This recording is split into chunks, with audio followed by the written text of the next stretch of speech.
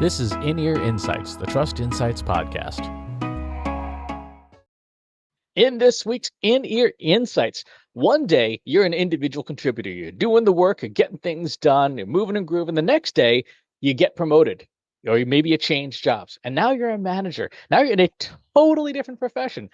And the logical question that you probably have is, uh, what do I do? Where's the manual? And so, Katie, we've both had experiences of this making this transition from individual contributor to management and vice versa, moving from management back to being an individual contributor. Why isn't there a manual? Or if there is, why isn't it given to us when we make that move?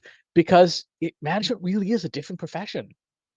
It is. I remember when I was early on in my career and I made that move the first time, I went from being a project assistant to a project manager. And on my first day as a project manager, I sat down in my boss's office like I always had with my notebook ready, like, what are we doing today? And she was like, what are you doing? And I was like, I'm going to talk about what we're doing today. She's like, no, you're the manager now. You have to figure out what the day looks like. I don't tell you anymore. And it sounds harsh. And obviously, she didn't just like leave me high and dry, but she was right. I was no longer in a position where I was the one being told, here's what your day looks like. Here are the things we're doing. I had to start to change the way that I was thinking about it and approaching it and be the one who was then setting the course for the day. And it was a hard shift to make because I was still reliant on someone telling me what I should be doing and what my priorities were. And now I was the person making those decisions. And I was going to get it wrong a lot of the time when I was brand new to it. And that was a hard transition because generally the reason you get promoted is because you're doing so amazing at the job you're in. A company wants to move you up to that next step. So you go from being this outstanding A plus player to someone who's just starting over again and going to make a lot of mistakes. And that's a hard, humbling thing to do. And so, at least in my experience, the reason there's not a manual is because it looks different for every company. The term manager, and I'm putting this in air quotes for people who aren't watching us on video, means something different to every organization. A manager could be someone who's managing all of the customer accounts or all of the client accounts. A manager could be someone who has all of the direct reports underneath them and is managing the personnel. A manager could be somebody who's doing both. And so there are general management training courses, but ultimately it comes down to what the needs are of that specific company. And that's really hard to pin down because even, Chris, you remember on our old teams, we had managers and it looked different even within our own little team and then across the agency as a whole. The term manager really meant something different depending on who you were talking to. Yes, that's certainly one way of putting it. Uh, I remember when I first got into a management position was at the nonprofit I worked at immediately after graduate school, and that was just face first into the deep end, and with very different kinds of employees too, because a lot of the employees who work there were also former customers of the nonprofit. The nonprofit was a mental health organization, and so that was probably not the best starting point for a new manager. Was working with people who not only did I have to learn how to manage, but also with employees who had declared special needs. And I can say with 100% confidence, I did a horrible job at it, and continued to do so for most of my career because what I had learned, particularly from my parents, my father's career military for a while, does not translate into the modern world. Like my dad grew up in AT&T's culture after the military, and AT&T's culture was exactly the same: command and control. So your boss says this, so you do that. You say you pass that down. The expression that my dad always used was the shit rolls downhill, and and that was fine in the 70s and the 80s. But not so much once you start getting into the modern era. And so there was no manual, and I had to rely on only what I knew, and what I knew was outdated. I remember being at the organization that you and I both used to work at, and one of our So they have this what they call the pecking order. And so you have the coordinators and the analysts and the managers. And depending on who you're talking to, there's this like, depending on your level, you can only talk to a certain person. And I remember that one of our marketing coordinators had a question that one of the VPs on a different team had the answer for. So I, as the manager, said, okay, marketing coordinator, go ask the VP because they'll be able to answer your question. And then I got called into the VP's office saying, why did you send a marketing coordinator into my office? And I was like, because she had a question. He's like, I don't talk to marketing coordinators. I only talk. And I was like, okay, we're going to stop right there. And so it was an interesting eye-opening experience to, on the one hand, what was supposed to be an open door culture, but on the other hand, not everybody bought into it. And so the topic that we're talking about today is making that move from individual contributor to someone who's overseeing the individual contributors. And so I think one of the first lessons that I learned was that it's not about me anymore. I might hold the title of manager, but if I'm doing my job right, I am the least important person on the team. My job is to remove blocks, to open the lines of communication, and to make sure everybody else is set up for success. If those things happen, then I'm doing my job correctly. It's no longer, as I'm no longer an individual contributor, I'm not there to take the glory and take the credit. If anything, I should be taking the least amount of credit for holding up the team and allowing the team to do the work that they're showing up to do. It's like what's the adage? The conductor of the orchestra doesn't make a sound, right? That's Is exactly the it. thing. The first thing I learned when I started learning how to manage more effectively was that as an individual contributor, you only have relationship power to rely on. If you need to get something done and you don't have the authority to get it done, you have to build relationships with the people around you to essentially encourage them or to help them or to find some way to motivate them to work with you rather than against you, particularly in very hierarchical organizations. And when you become a manager, you transition to having role power, being able to say, as the manager, I can tell you to do this thing. But one of the mistakes that I made, probably the biggest mistake I made and have continued to make, which is why I don't manage people, is role power being the default instead of relationship power still being your first choice. Because if you can work with somebody and encourage them with relationship power, you don't need to use role power.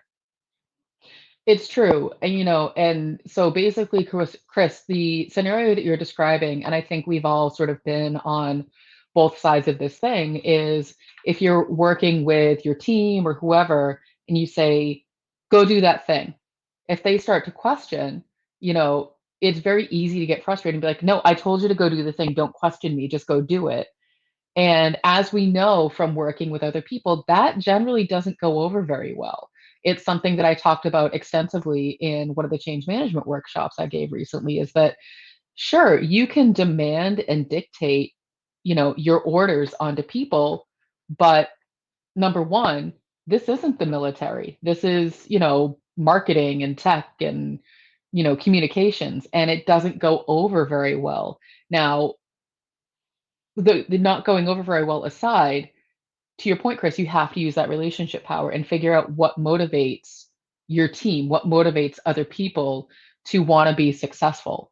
And, I remember coming into, your team when you hired me on, and there was a lot of role and relationship power knots, I guess, to untangle because it wasn't very clear. And it was the reason you brought me on because it wasn't best suited to your skill set. And I think that that's sort of the second lesson is that not everybody should be a manager. It's not everybody's skill set. Just like I'm not really suited to be a data scientist because it's not my skill set, you're not suited to be a manager. It's not your skill set. That doesn't mean that you're not an effective employee or an effective founder. It just means that we need to do a better job of understanding our strengths and our deficits. And I think that that's hard for some people, especially in an organization where the only path forward is to become a manager. One of my really good friends, her husband wanted nothing to do with being a manager. He was happy being an engineer. He was happy being an individual contributor, but they kept pushing him into a manager role, and he was like, I don't want to do it. It's not my personality. I don't want to manage people. Like, I don't want to do it. And they kept pushing him, and finally he was pushed into this manager role, and he immediately fell flat on his face because he said, I don't want to do it. It's not my skill set. I just want to write code all day. And so I think that that's sort of the third piece is you can't just push someone into a management role. It's not a rip and replace. You can't just stick someone in that role and expect the same results. The way that I manage versus the way that you manage, Chris, is very different, and we get very different results. Yes, we do. um, I think that's an important distinction to make, though, because you're right. A lot of organizations, the default is to move someone into a management position on the premise, I'm guessing, that if you were good at the thing, you can grow a crop of people who are good at the thing and effectively help the organization scale. But that's not necessarily true, nor is it necessarily something that you have to do, right? Because if you have good process management, then you can take the procedures and processes that a high performer has and give that to people without making the high performer have to necessarily teach to somebody as long as your documentation is good. And I think it's a really important distinction to be able to say to somebody, if the company's culture is flexible enough, which, being founders of the organization, we get to say that now, um, Hmm. you can be a thought leader without being a people leader, right? They are Hmm. separate things. And you don't have to be both to be a leader in some fashion. But I think that gets lost in general industry and corporations. The assumption is you're going to be a leader. You have to do all the leadership things instead of saying, no, you can be, the mad scientist and you don't have to manage anybody because you're not good at it. That also requires an astonishing amount of self-awareness at an organizational level. It does. And, I've seen a lot of really bad managers. And when we say the term bad manager, I would say it's probably 50% the fault of the organization for putting that person in the position, and 50% the fault of the person in the position for not saying, hey, this is probably not the best fit. And to your point, there's a lot of self-awareness that has to come from that. And it's hard for someone to say, this is not what I'm good at, because we kind of all want to be leaders in some way, shape, or form. Like, even if we say, no, I'm happy never taking the spotlight, you still want to have your voice heard. And sometimes in an organization, the only way for that to happen is if you hold the title of manager. And so a lot of companies fall down on that professional development in terms of what does it mean to be a manager, not just in the world, but in this organization specifically. So there's a lot of emphasis on the hard skills, like this is when you do a review, this is when you make sure that somebody's getting their work done, but the soft skills are they're teachable, but they're harder to teach because everybody approaches it differently. Not everybody is the same level of empathetic. Not everybody is the same level of active listener. And so that's really challenging. The other part of that is as a manager, there's a lot of letting go that you have to do in terms of, well, this is how I've always done it. So my expectation is you are also going to do exactly the way that I did it because I wrote it down exactly. And if you're not doing it exactly the way that I've asked you to do it, you as the subordinate are the failure, not me as the manager for being inflexible. That's probably the area where I had the hardest time in management was to hand off something and then watch somebody else do it less well and not improve or not improve substantially enough. If they did it 60% as well as I did and they got to like 64% as well as I did, it's still like that's not how I would do that. And it's one of those things that, you and I have flagged as being potentially problematic down the road for Trust Insights is to be able to say Mhm, like, yeah, when we do grow, because the ambition is to grow, at mhm. some point we'll have to work out processes for when somebody else is taking on some of the data science work because there will be times where I'm going to be like, that's not how I would do it. So let me ask you this question, Chris. So let's say in that scenario, you handed off somebody to someone and said, okay, complete this task. And they hand it back to you and they didn't do it the way that you would have done it. is your first inclination to say, okay, I'll just do it myself because I'll have it done the way that I want to? Or do you take the time to say, let me show you where you've, gone awry or gone off script? Like, I'm sort of leading you into the answer I want you to give, but I want to hear the honest truth. It depends. That's the answer. It depends on two things. One, is it a task that I enjoy doing? If it's not, I will say, you do it the way you want to do it. I never want to see it again. I don't care if it's correct or not because I hate doing that thing. Right? That's part one. And part two, being perfectly honest, it depends on whether I like the person or not. If I don't like the person, like I'm not going to invest time and energy into trying to coach them and help them grow. Again, going back to teams we worked with in the past, there are people who I had a good personal relationship with. They're like, okay, I'm going to try and help this person grow. There are other people like, wow, this person just generally annoys me, and if I could show them out the door, I would. And Mhm. so it's a combination. I guess if you had a 2 by 2 matrix, do I like the person or do I not like the person? Is the task something I like to do or I don't like to do? And just fill in the matrix. Um, that's how I have typically functioned. Now, obviously, we are in a situation now where we don't inherit people that from another team or something like that. We get Mhm. a choice as to who we hire. So presumably, we're not going to hire somebody who's just unlikable. I would hope.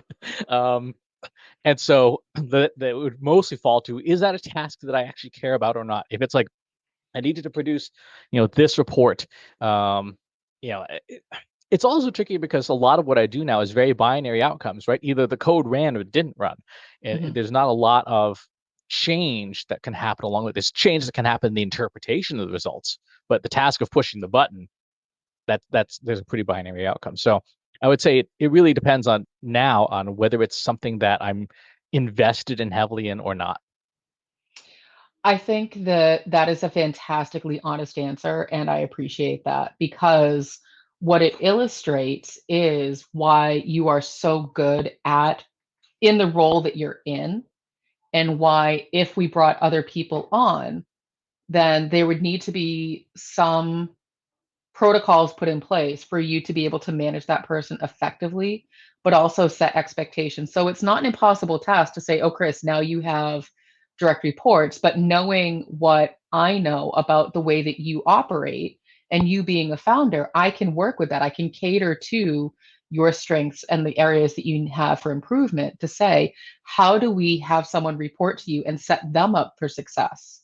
But then also make sure there's a constant feedback loop because I'll be honest, you're not going to like everybody. You like very few people, and so that is probably going to be the more challenging thing. We can find people who have the right skill set, but you can't be best friends with everybody. And I think that's sort of maybe the fourth, if I'm on like the fourth thing now, you're not going to, be best friends with everyone on your team. And that's okay. Because again, being a manager, is not about you. And I think that that's one of the hardest things for people to wrap their heads around is at the end of the day, it's not about you. Your job is not to, be best friends with everybody and, go get coffee with everybody. And, it's your job is to make these people succeed. You need to remove your personal feelings out of it. Now, with the caveat of like if someone's really just an asshole, that's a whole different like thing that you need to address. You need to figure out what's going on, why they don't get along with the rest of the team, why you don't get along with them. But as the manager, your job is to confront that in a way that you can decide, is this person a good culture fit or a bad culture fit, or do they just have a personality that people clash with, but they do good work and they can continue to thrive within the team? And And I obviously think there's a that's lot to unpack there. there's a lot to unpack there, but I think that hits on something that I forget who said it, but I thought was a really apt analogy. It was a post on LinkedIn saying, please stop calling your companies, your family, because you can't fire family members. It's a team. It's like a sports team. You can absolutely change the manager. You can change the pitcher or the catcher or whoever, and everybody understands that those roles change, those players change over time. The team is Mhm. what stays the same, and you either win or lose. And when I think back about the people that I've worked best with, it's yes, liking is part of it. Do I get along with this person? Sure. But more important, at least for me, is do I respect this person or not? Do I Hmm. see that they're putting in effort, that they're trying, that they're self-motivated, the things that I value selfishly in myself? Um, and if I don't respect that person, I have a much harder time working with them. I can understand that. And, to be completely honest, I've had team members, you know, in various jobs that I've really, really liked and got along with well, but they weren't great fits. And so that's Mhm. in some ways an even harder scenario because you really like the person, you get along well with them, you respect them, but they're just not a great team member. They can't keep up, or the work isn't suited to their skill set. And that's I don't, in my opinion, that's harder because then you have formed that relationship with the person and you have to still tell them, but you're not a great fit. You have to go because I have to put my feelings aside for the outcome of the business as a whole. And so it's definitely, a tough scenario either way. I think there's, to the comment about respect, there's two sides to that. One, you need to feel like you can respect the team that you are overseeing and responsible for, but you yourself have to earn the respect of those team members in order to get anywhere with them. And so I guess that's sort of the fifth thing. I've lost track of the number that I'm on. So let's call this E. Um, and so, if you're trying to make headway with them, if you're trying to demonstrate your authority, the title alone does not give you authority to do anything except on paper. Because, yeah, I'm the CEO of the company. And if I start barking orders at you and John and saying, let's do this, and we're going to do this because I said so, like, you guys won't respect me. You'll be like, who's this chick think she is? I'm just going to go do my thing anyway. Because what's she going to do? Fire me? I'm founder. Like, you can't just demand respect of your team. You have to earn it. You have to show them why you are worthy of them trusting you with their, jobs and, setting them up for success. You have to lead by example and show them that if they respect you and if they listen, here's the benefit to them. Because again, it comes back to it's not about you, it's about everybody else. Exactly. And there are no shortage of companies that can easily demonstrate what happens when that falls apart, when uh, particularly people abuse relationship power. One of my favorite gaming companies, Blizzard Entertainment, is currently in the midst of a massive, um, I guess, chaotic time where the state of California has sued the company for Mhm, discrimination, and all sorts of stuff has come out. But it fundamentally boils down to people who were managers, people who were in management positions who should not have been. Right? They technically should not have been employed, period, because things like sexual harassment in the workplace are never acceptable. no. But they should not have been managers for sure. They probably should not have worked for the company. And now the company is having to this massive, reckoning, if you will, and the fate of the company itself is in question because what will it take for this company to right the ship? Mhm, And when we think about the core question of making that transition from individual contributor to manager, none of this stuff is explained. None of this no. stuff is said. Here are the consequences of good and bad management. We've all had bad managers. Mhm, We've all had good managers, hopefully. But on day one, when you sit down at your desk and you're a new manager, none of this, there's no context. There's no understanding of what the big picture is. And I think that's probably F, number six, is if a person doesn't understand the role and context of being a manager in the Mhm, organization and what that means in an organization, it's very hard for them to do a good job. It's like anything. If you don't know what the goal is or why you're working towards it, mhm, you do it because you have to because it's part of your job, but you won't do it as well as if you understand. It's like if you can imagine painting by numbers, but you can't see the final thing. You can only apply colors to pieces, and like you won't understand what it is you're doing. You just know that you've got to color number six purple on this thing, and that's all you see. You have to have a lot of faith, and that's hard, without getting into a different topic. That's hard for people to have when they don't know what the final outcome is. And that's absolutely where a lot of companies fail their managers. And so you as a manager, your measures of success look very different from your analyst's measure of success. And so an analyst, maybe it's, low error rate with their analysis. Maybe it's, delivery time. Maybe it's, efficiencies and those kinds of things. You as a manager, those are not your measures of success. They are by extension, but directly like making sure that you don't lose customers or clients, making sure that your team doesn't suddenly have rapid turnover. I used to work with someone who was a peer to me, another manager, and their default, instead of trying to work with someone who maybe they thought questioned too many things or didn't do things exactly the way that they thought they should, was to put them on a performance plan. And I literally have never seen so many performance plans handed out in one single team. And it was mind boggling because that was this manager's default go to of, don't question me or else you're going to go on a performance plan. So this person led by fear and intimidation, even though to look at this person, there was nothing fearful or intimidating about them. They were just kind of goofy, but they didn't know how to properly manage through conflict, through differences of opinion, through people saying, well, why are you asking me to do it this way? And so that's how a lot of companies fail these managers, by not setting them up for success, to teach them how to literally manage through these different scenarios. And so, Chris, I want to, as we're sort of, winding down the conversation, I want to ask you, so you've obviously had some really bad managers and some really good managers. Can you give me sort of just at a high level, broad strokes, like some qualities of bad managers that you've had and some qualities of good managers that you've had? Bad managers are folks who don't understand what it is that I do, but attempt to dictate how I do it. Right. Hmm. It's like if you don't know how to make a souffle, but you're constantly telling me, "Oh, well, you did the eggs wrong." Well, how would you know? You can't cook, you know. Whereas a good manager's like, "Look," and they're honest. I don't know what you do. I have no idea how you do it.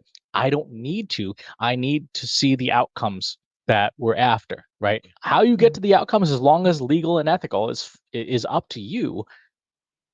As an individual contributor, I'm a very autonomous person. I just like to go off and do my thing and come back with the results and fix them a lot as I learn more how to do things. Um, and so for me, an effective manager is someone who holds me accountable for the results I generate, but doesn't try to influence the process if they don't understand it, with the caveat that they are still available for me as a sounding board, as somebody who I can ask for advice, like, hey, how would you approach this? Or I'm stuck. What do you think of? And even just that process of having a discussion with someone, you know, Hmm. is talking something out, can often solve problems a lot of times. That's one of the reasons why you and I work so well together, is because you don't necessarily understand, for example, like, should I use lasso regression, ridge regression, elastic regression here? But Nope.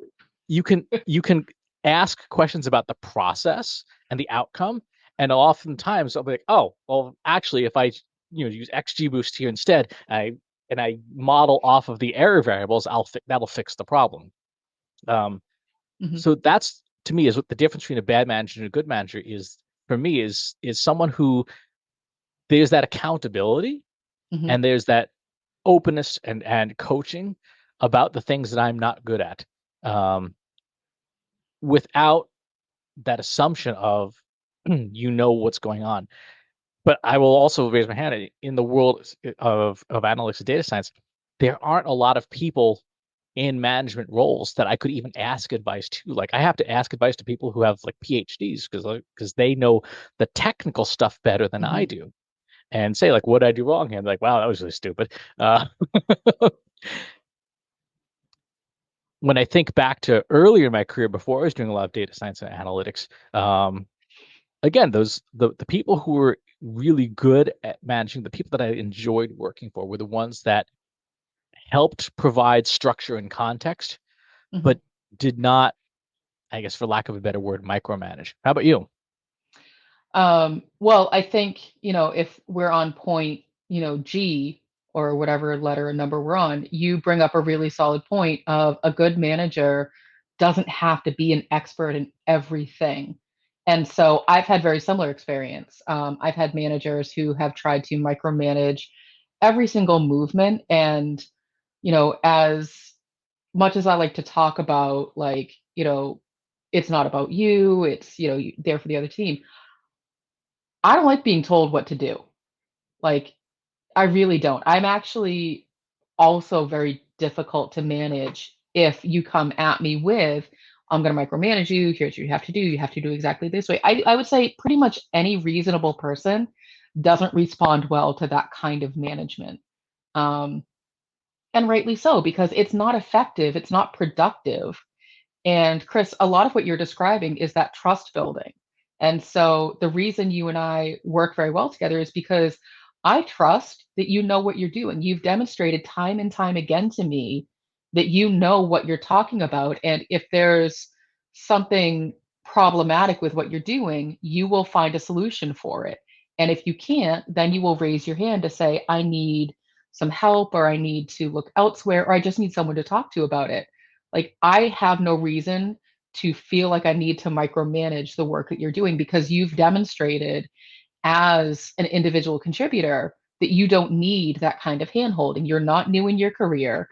You're very self-sufficient. And so as a manager, my job is to stand back, is to let you do your thing and only intervene if I'm seeing, the timeline slipping away or other things not getting done. That's my job. My job is to just remind, hey, don't forget, we have these 20 other deliverables, and you've spent 18 hours on this thing that should have taken 2 hours.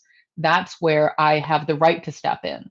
And as managers, that should really be it. Obviously, to your point, offer counsel. The bad managers that I've had are the people who abuse that role power. And so, well, I'm the manager and I say you can't talk to your own clients because you don't hold a title that's worthy of talking to the clients. That's just one example. Or I know that you want to work on this thing over here, but I want you to work on this thing over here. And if I try to question it, no, you can't question it. And so there's the bad managers to me are the people who aren't even open to listening, or even if the answer is no, and I've been guilty of this as well, even if the answer is no, at least hear me out. At least listen to, what I have to say, because believe it or not, I might have a decent suggestion even if I'm not a manager, because I'm in the weeds every single day and I'm going to see it differently than you, the manager, will see it. And then the better managers I've had are the people who've been, okay, let's talk about the different things that you're seeing in the options. And then I will color that with my expertise as someone who's been doing this longer. Exactly. So at least seven, possibly more points for folks who are making that transition. I would think we will close on, don't be afraid to ask for help and look Yeah. for frameworks out there. There are a number of great tools that you can use that are starting points that are like a cookbook, right? You're not going to cook every recipe in the cookbook. Well, you maybe once just to try them all, but you don't need to cook every single thing all the time. Find the ones that work for you. One I would recommend is there's a great show called the Manager Tools Podcast. It's a good starting point. It's not appropriate for every company. The folks who produce it came from a specific kind of management background, but if it's a choice between I'm just going to wing it and hope, or hey, here's three or four frameworks that I can start with to have a place to start, might not be the worst idea. If you've got questions or comments about anything we've talked about in today's episode, or you want to contribute your own tips for things that you've learned from going from an individual contributor to being a manager, or vice versa, pop on over to our free Slack group. Go to trustinsights.ai/analytics for marketers, where you and over 1,900 other folks are talking about analytics and marketing and the questions that you have every day. And wherever it is that you're tuning into the show today, if there's a channel you prefer to get it on, go to trustinsights.ai/TI podcast, and you will find where the show is in all the other major channels. Thanks for tuning in. We'll talk to you soon. Take care. Need help making your marketing platforms, processes, and people work smarter? Visit trustinsights.ai today and learn how we can help you deliver more impact.